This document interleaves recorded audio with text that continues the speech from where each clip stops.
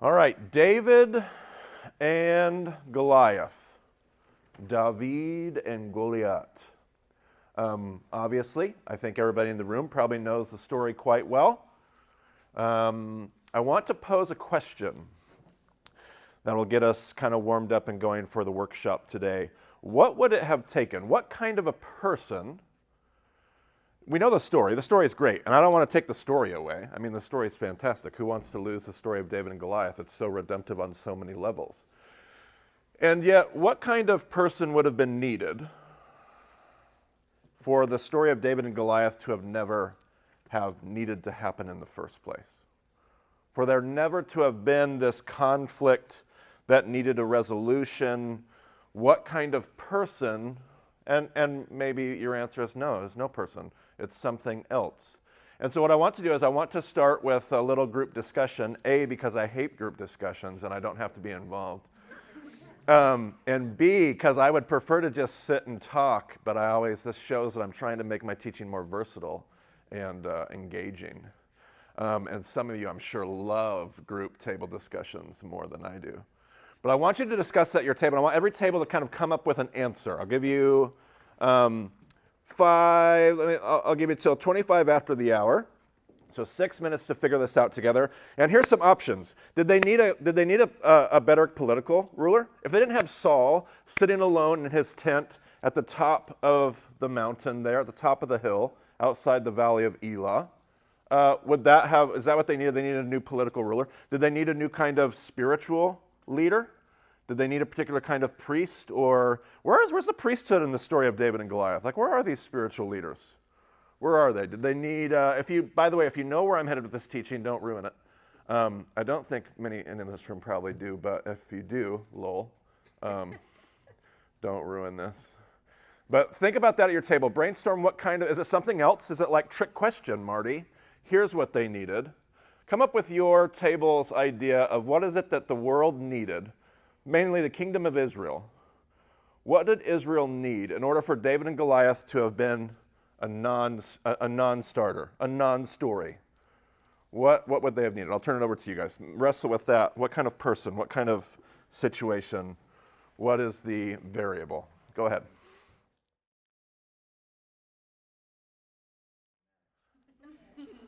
I love where the sides of the room went.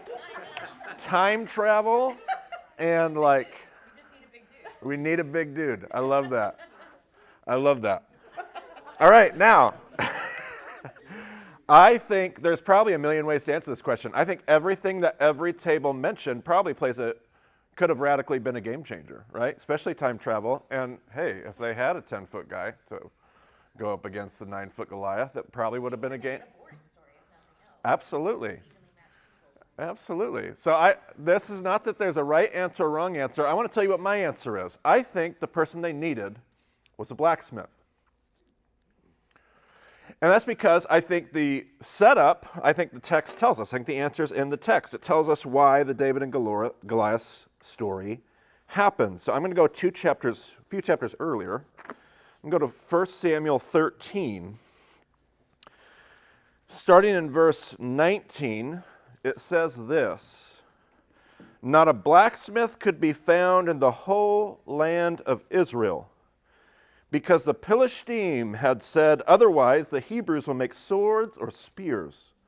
So all Israel went down to the Philistines to have their plow points, mattocks, axes, and sickles sharpened. The price was 2/3 of a shekel for sharpening plow points and mattocks, and 1/3 of a shekel for sharpening forks and axes and for repointing goads." Notice no mention of what it costs to have your sword sharpened, right? "So on the day of the battle, not a soldier with Shaul nor Jonathan had a sword or a spear in his hand. Only Saul and his son Jonathan had them." A couple paragraphs here that sometimes get mentioned kind of either as supplementary material or maybe in passing, and yet really seems to be a very large part of the rabbinical understanding of what happens. There's a rabbinical saying that talks about you don't defend Jerusalem at the walls of Jerusalem. You defend Jerusalem at the mouth of the valleys. If you're defending Jerusalem at the walls of Jerusalem, it's too late. Now, they mean that in a very logistical sense. They also mean that in a very metaphorical, spiritual, allegorized sense, too, which is there's so many things that have to be done long before the problem ever gets. And if they would have had a blacksmith, you see, blacksmithing is a huge deal for them. We know history. How do we talk about history? We talk about history in terms of ages. And how do we talk about historical ages? What do we call it? The what age? The Stone Age, or the Bronze Age, or the Iron Age, or the Iron II Age. We talk about history in terms of the metal technology that drove it. Because metal technology was, think about oil in our day. It is the driving thing that leads the economy. Because if you have the leading metal technology, you are controlling two things in an ancient agrocentric world: tools and weapons. You're controlling production and war. If you have, and so one of the greatest things the Egyptians ever did, way, way back in human history, is they learned that if you added oxygen to the fire, you could get the fire to burn hotter. If you can get the fire to burn hotter, your iron, everything that you do with your metal becomes stronger. I'm not a scientist, that is as far as I'm going to go in explaining this. But their metal becomes stronger. If you go to battle against an army that has stronger swords than yours, and your swords simply break in half, it's a very short battle. So if you have, now if you think that where I'm headed is, yeah, so that Israel, if they had a blacksmith, if they would have had the leading metal technology, they would have had the strongest swords. Maybe we need to go to that missiology we were talking about and the blessing all nations. You see, what happened was there's a group of people that had the leading metal technology, and they were using it to oppress, control, leverage, take advantage, marginalize the world. They were using it for a very worldly imperial power. What could have been possible if God's people had had the leading technology, and instead of using it to leverage, marginalize, oppress, instead of using it for imperial power, they used it instead for their mission, which was to bless all nations? What if this was the very reason that God put them? I don't know if you've ever spent a bunch of time looking at a map. The chunk of dirt that God gave Israel is not impressive. It is this really awkward chunk of dirt that's very small in the midst of all these huge global civilizations. And yet God puts them at the crossroads of the earth, and at least some thinkers, I love the book Thomas Cahill, The Gifts of the Jews. Some of these thinkers, some of these Jewish teachers, say that the reason that God puts them in this little piece of real estate is because all these global civilizations had to go through what one of my tour guides in Israel calls it the turnstile of the ancient world. There were some options, but really everything went through that Via Maris, that main highway that traveled through Israel. Everything. Why would God put his people there if not the entire civilized world would pass through your gates, and you would have the opportunity to show the world what God is like? What if you had the leading metal technology, and instead of using it to take advantage of your neighbors, you actually used it to bless your neighbors? How could history have been rewritten? Now, I think when we look at that, I don't think anybody woke up that morning going, you know what a holy, sacred calling is? Blacksmithing. Just standing at the forge. That's what God's looking for. That's what God loves. That's what God desires. And yet, nothing could have been more holy and sacred than the call of being a blacksmith for that point in human history. Being a blacksmith matters. In the kingdom economy, being a blacksmith was, maybe in some regards, the domino that started everything else. So to take this, let's go back to the garden and consider just labor. See, I think we do this actually in our theology today, and I think we're more and more aware of it. We're becoming more and more aware of it. But we have, especially through, all kinds of things throughout history, the Industrial Revolution, classical, medieval theology, we have pulled apart and separated soil and spirit. So that there's holy, sacred work, and then there's the rest of the work. There's the work that God gave the rest of us to do, and they make the money to give it to the rest of us, amen, who are all in the holy, sacred calling. But actually, this is really, really bad biblical theology. Because if we go all the way back to the beginning, there were no priests in the Garden of Eden. And when the fall happened, the very first thing God did was not ordain a priest. He did not go find clergy. When God created the world, again, another story that you're very familiar with, God puts there's labor before the fall. Labor is not the result of the fall. Toil is. Labor is simply that thing that God asked Adam and Eve to do long before there was ever any fruit from a tree. He simply said, take this thing that I've made, order it, steward it, and take it somewhere. Partner with me in the creative work of creation. I can't wait to see where this is going to go. Join me in ordering and stewarding and guiding and directing creation. When the fall happens, the actual words that take place there, that curse as we call it, is actually its description of this thing that I've designed creation to do is going to push back. It's not supposed to. You're supposed to simply order, steward, take it somewhere, do something wonderful, join God in the Sabbath-oriented redemptive work of creation. And yet what's going to happen is you're going to order and steward and it will produce thorns. You're going to order and steward and it's not going to work out correctly. You're going to order and steward, but you won't actually be able to reap the fruit of your labor. That's toil. Toil is this pushback. Labor is exactly what we were all created to do. Labor is inherently connected to our identity as human beings. It's a part of our part that we play in God's created order to engage in labor.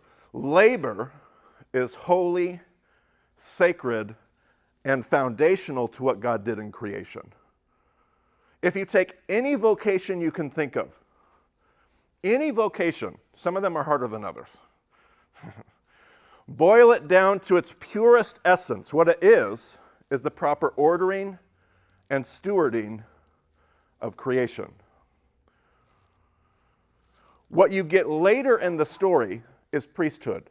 Somewhere later in the story, God says, okay, it's really hard to see the forest for the trees. It's really hard to understand all these things. It's really hard to discern between holy and common. It's hard to discern between where is God and where is not God, and what is me versus what is calling, and what is this versus what is that. And so God introduces a priesthood, introduces clergy, introduces this role that you and I play. But the only reason that we're here as ministers is to turn the lights on for everybody else, because we are not where the action is. They are where the action is. Everybody, and that's not to talk down about what a wonderful privilege that we're called to. Amen? I'm blessed. Like, I tried to get out of the ministry. I went to go build refrigeration computers for 3 months. That lasted for 3 months, and it was like, no, this is not what I called you to do. I can't even begin to talk about my admiration for people that can be bivocational. Like, there's this thing that God called me to do. I tried to nope. So it's my thing. It's my plot of dirt that God's asked me to give, steward. But God called me to do this simply because actually what God is doing is not with me. It's with everybody else. And so we as campus ministers, so let's talk about this. Let's talk about Cain and Abel, right? I'm going to go back to Genesis chapter 4. What do we see here? Adam made love to his wife Eve, and she became pregnant and gave birth to Cain. She said, with the help of the Lord, I have brought forth a man. Later she gave birth to his brother Abel. This is what we're told about right after we leave the garden, right after the fall. We leave the garden. Now Abel kept flocks, and Cain worked the soil. So what is the very first thing that we're told about this world, this post-fall world? We're told that Cain is somebody who has worked the soil.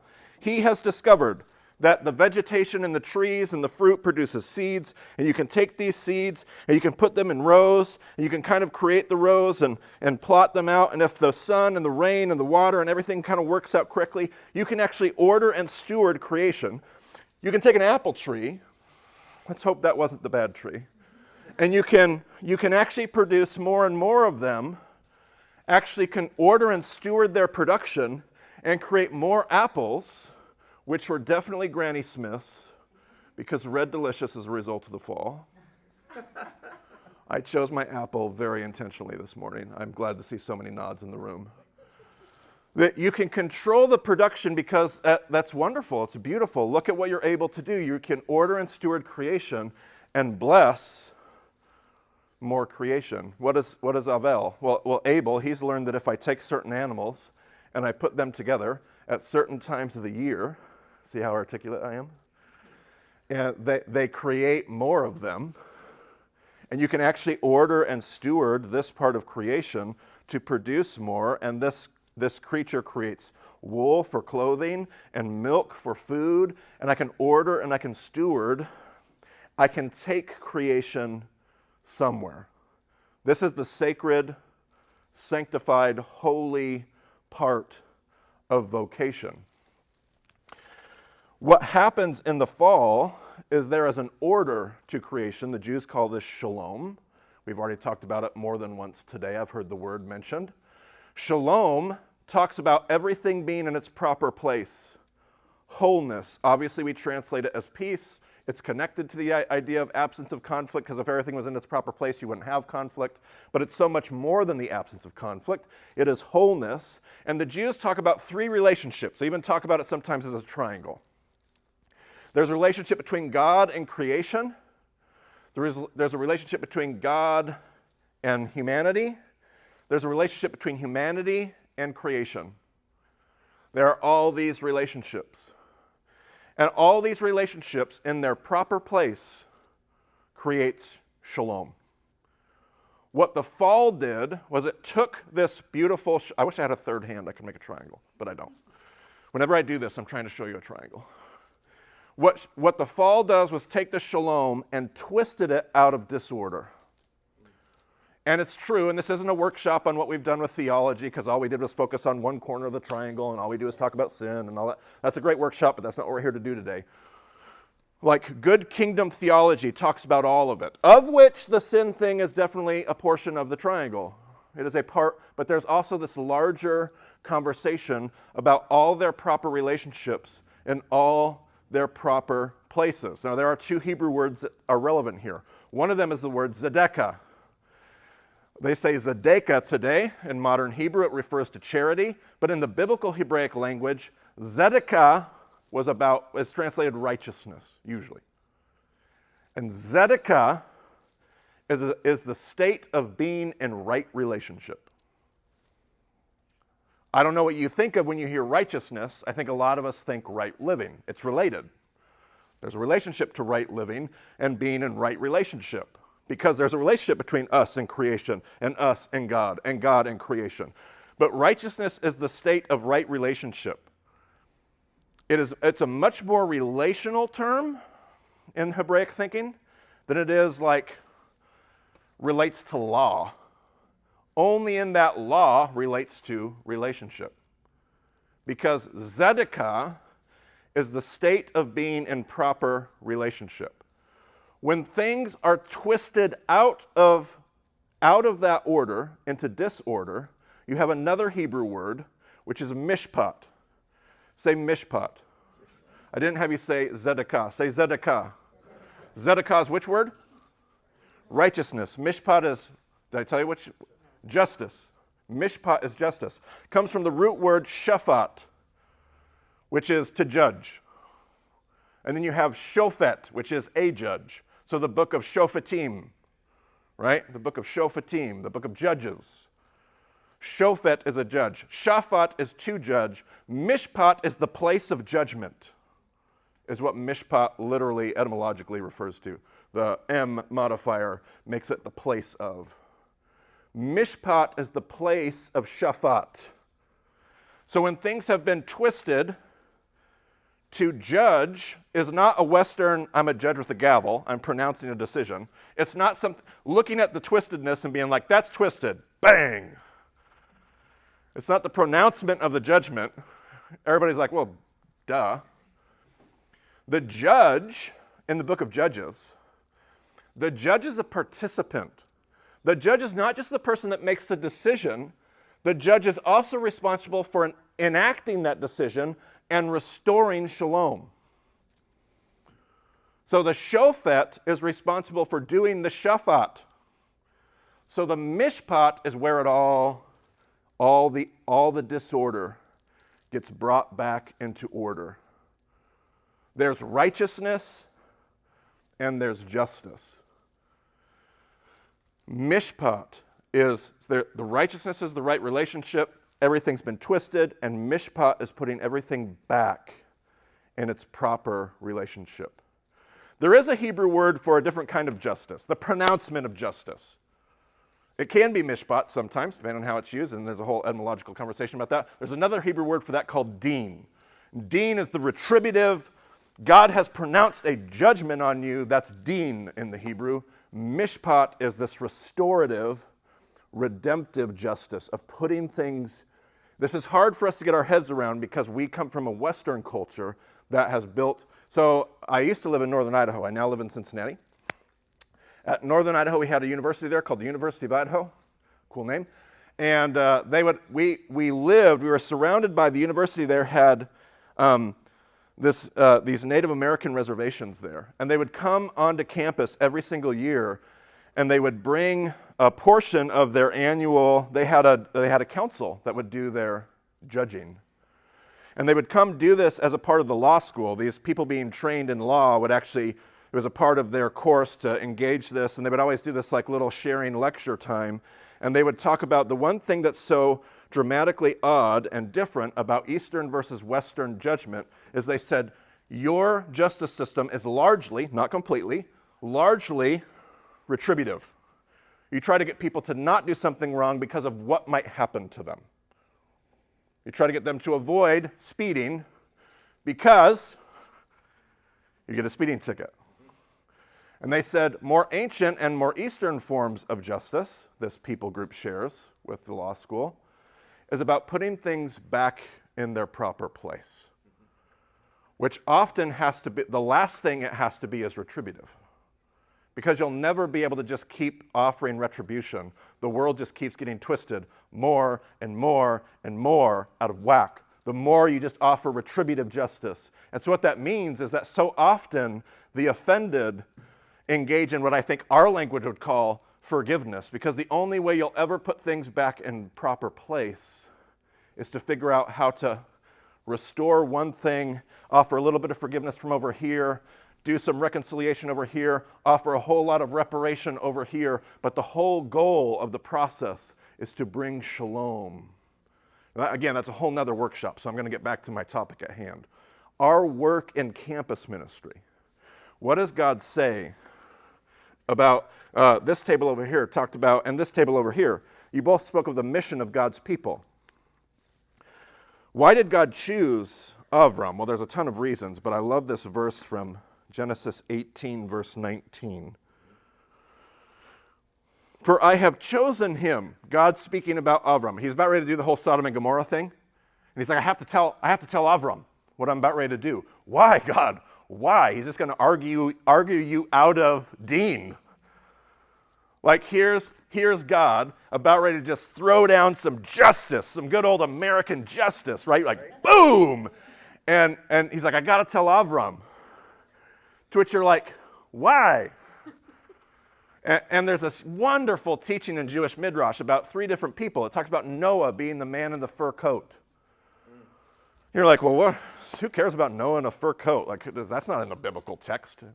Why does the Midrash say that Noah, everywhere he went, he wore a fur coat? And the rabbis teach because Noah was an insulator. What do you mean Noah was an insulator? Well, we also want to talk about Lot the assimilator. What do you mean, Jewish Midrash? You're so crazy. What do you mean Lot was an assimilator? Well, Lot went to Sodom and Gomorrah, you remember? And Lot still has a good, pure heart. You can see that in the narrative, the biblical text.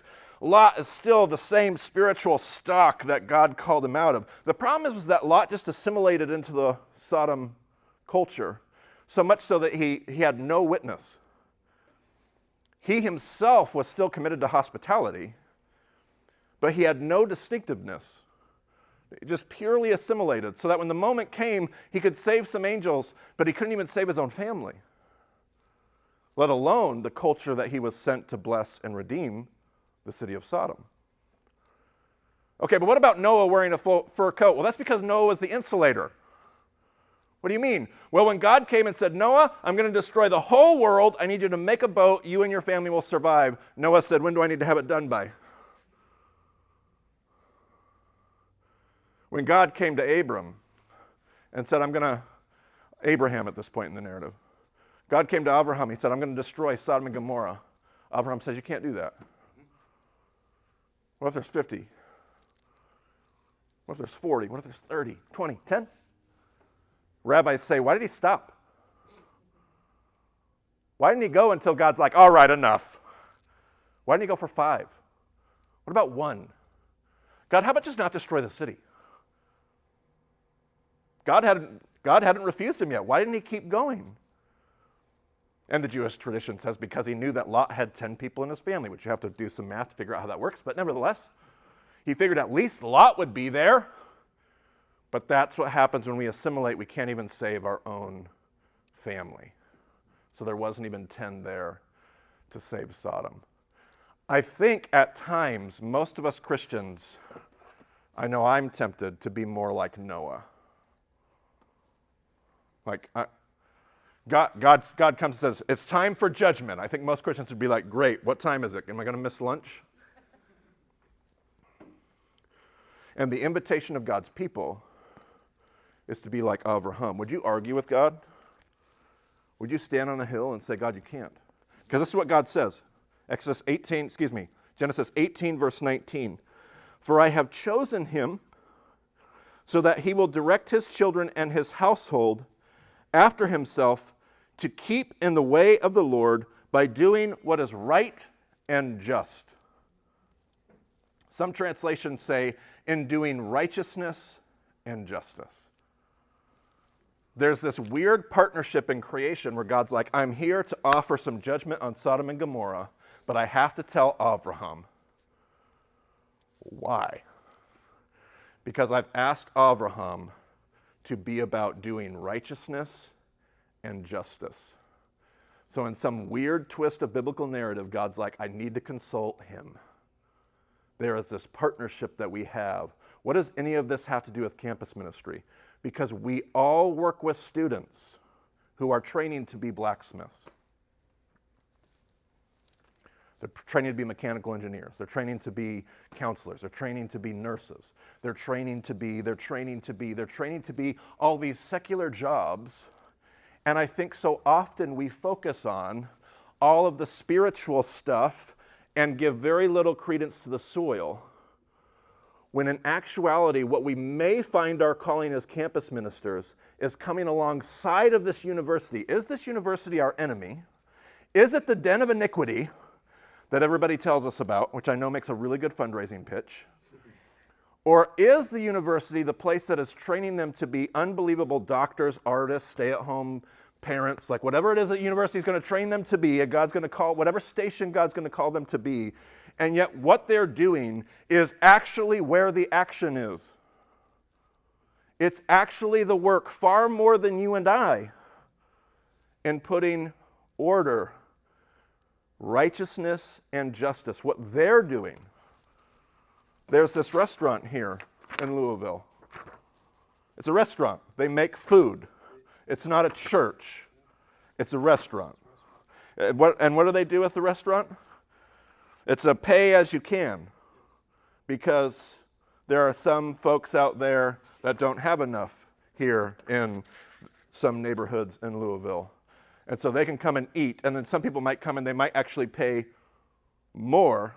And then there's this whole, what is Hotel Louisville doing here? What is all this stuff except somebody that was learning how to pursue righteousness and justice in the midst of a very, very secular world, and they are bringing righteousness and justice. I have a student, the last time I was on campus, before I took this job as president, and I was still on the field, I had this student that was a grad student heading to do doctorate work in oncology. And he came to me one day, he's like, Marty, I just don't get this. I don't understand why my work is holy and sacred. I said, Matt, don't you literally work every day to find a cure for cancer? He's like, yep. Can I tell you how badly we have pulled apart soil and spirit, that the person trying to find a cure for cancer doesn't even see it as holy, sacred work? He's like, I'm wondering if God's going to call me into ministry one day. And I went, oh, I pray he doesn't. Why? Because if not, who will find a cure for cancer? Because Israel needed a blacksmith. And if we can remember that as camp, maybe there's an element to our programs we need to add in there. Maybe an element to our teaching, maybe an element to our discipleship, where we need to ask them, who are you being trained to be? Do you understand why it's related to shalom? You want to be a math teacher? How is teaching math about properly ordering and stewarding God's creation? I hated math. Luckily, I had a student that went, oh, Marty, can I tell you about what math has done for human history? And I'm like, please do. Didn't hear a word of it, but I was super pumped that he knew how what he was doing was going to properly order and steward God's creation. Would we be in our discipleship more than just a priest teaching people how to come to the temple, a priest teaching people how to navigate their atonement? And would we become more and more and more true rabbi disciplers who are discipling people in a holistic approach to how they are bringing order and shalom to the world? Righteousness, I have called them, I wonder if God would say, I have called those campus ministers because I have asked them to be about the work of righteousness and justice. And our students will do it more than we probably ever will. Those are my thoughts. Let me pray. God, I wanted to be done with enough time for questions, and I'm sure you laughed because I never am. But I pray that you would plant some seeds that may go with us to team meetings or conversations or prayer journals, that you would speak in some way that we would have a new sense for why we do the things that we do. Why do we work with college students? Why do we? Would you continue to show us that what you're doing, what you've always been doing, is putting the world back together? You need priests, you need ministers, you need clergy, you need folks that are here that are turning the lights on for everybody else. But would you remind us where the action is? It's not where we stand. We stand here to remind people that the action is everywhere else. And would you equip us better and better with more and more insight to know and to learn how to engage that. God, we thank you for Jesus.